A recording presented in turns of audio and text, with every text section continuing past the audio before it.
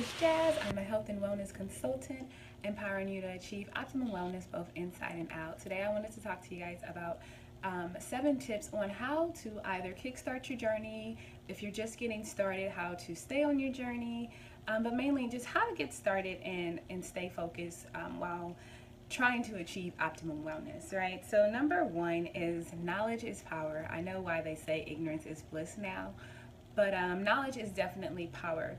If you were trying to become healthier, inform yourself of the foods that you're eating, okay?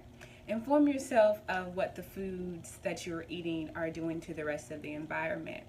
And yeah, basically really, and then what it does to other animals and other beings. But basically, you really want to inform yourself of what you're putting into your mouth. That's the easiest way to stick with your health goals, right? Because I know, see, I mean, I'm not about the yo-yoing diet and things like that. Like, I live a healthy lifestyle, and it's not a diet for me. It's what I eat and breathe. And so, with doing so, I have to constantly inform myself of what's going on. There are tons of books. There are tons of documentaries. Netflix is wonderful for that. Watch a few of them. I have watched Earthlings. It's excellent. You may want to save that one for last though, but What the Health is an excellent one. This is new and it will blow your mind. Cowspiracy, and that's basically about how the meat industry is affecting the entire environment. And then Vegucated is a really good one as well. Soul Food Junkies is really good.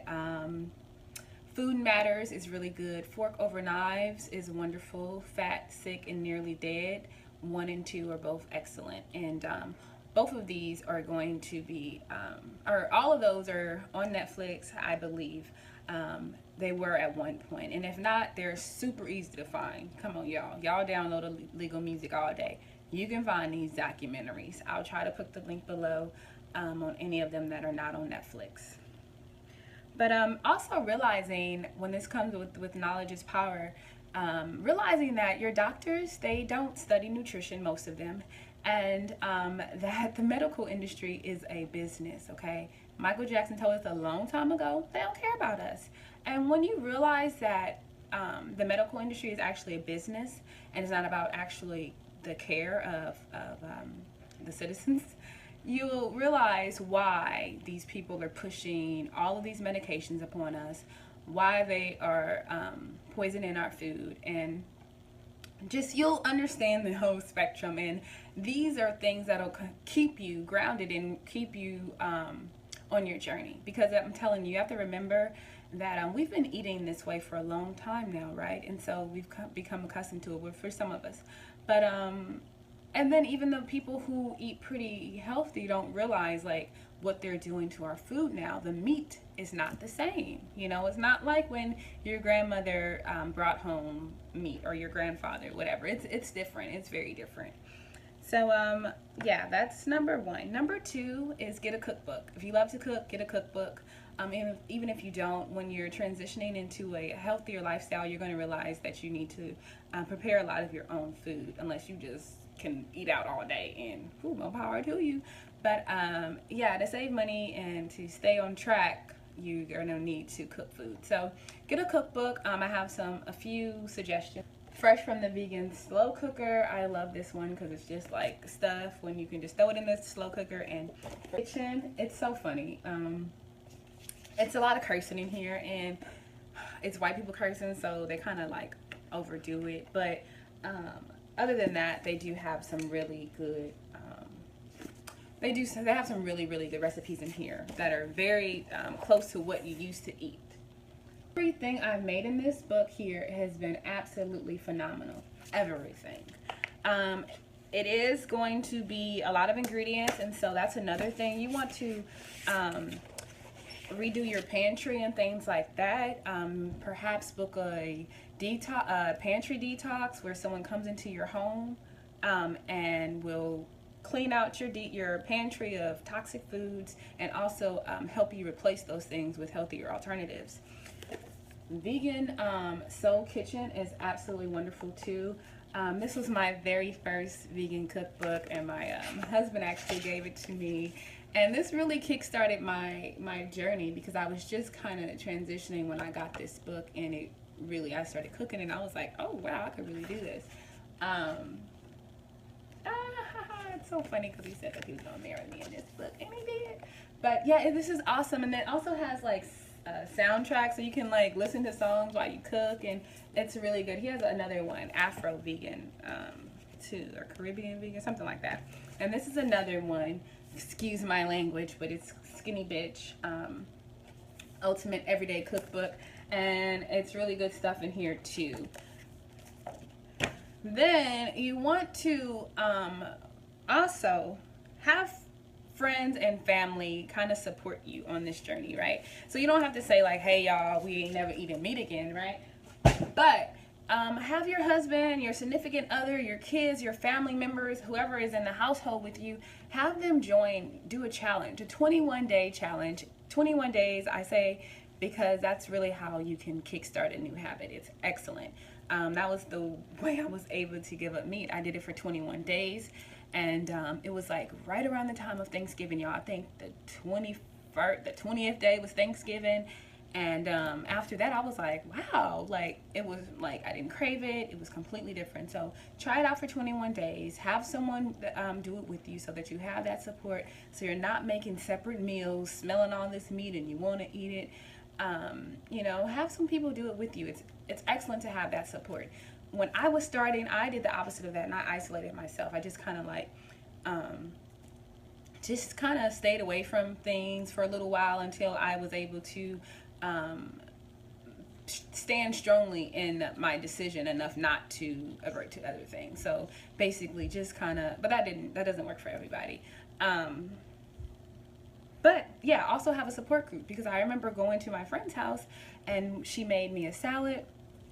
I was visiting Philadelphia, and my friend Turquoise made me a salad. She didn't even like make it a big deal, and I will never forget that, because the amount of support I felt then, I felt like, oh, okay, great, this isn't some weird thing, because honestly, it can be very strange, it can be very lonely, and you can feel like, wow, everyone else around me is eating meat, do I really need to be doing this, you know? So just having some people that support you can really make a difference in your journey. Number 4 or number 5, whatever number I'm on, is join some online communities, right? Meetup.com's excellent. There are people who are in your community, and you can type in like vegetarian, healthy eating, vegans. You know, I joined like a Black vegan group of Houston, some other vegan groups when I was doing my cookies and stuff as a marketing technique, and it was great just to meet other people and get in other settings. And they have potlucks. I don't know about that, y'all, because a lot of vegans be having cats and animals and stuff, and I just don't eat everybody's food.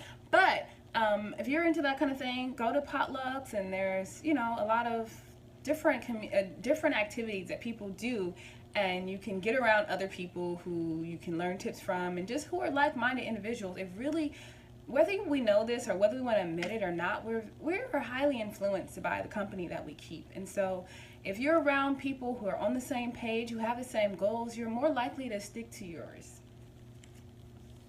Also, there's Facebook groups that you can join. Watch out for some of them. Like, you don't want to be in like some of these vegan groups. They're like, ooh, they're very intense, you know, about the animals and stuff.